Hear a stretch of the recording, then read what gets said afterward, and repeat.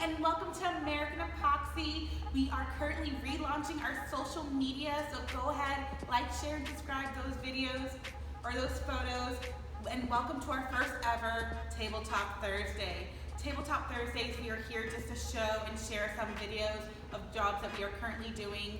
Right now, we just finished a 3-car garage with a full flake chip. Check out these videos and highlights and let us know what you think.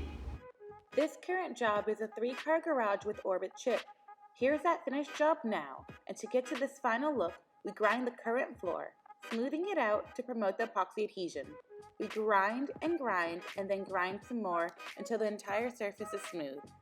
Once we have that smooth floor, we then repair any cracks, divots, and holes to the current floor. We then mix our products to create the base coat. Once it's all mixed, we lay down the base coat, and that's when the fun part comes, the flicking of the flake to the floor. After we have all the flake we need, we lay down the sealant, and within 24 hours of curing, you will then have your finished flake garage. But you can't forget your epoxy dance when you're done.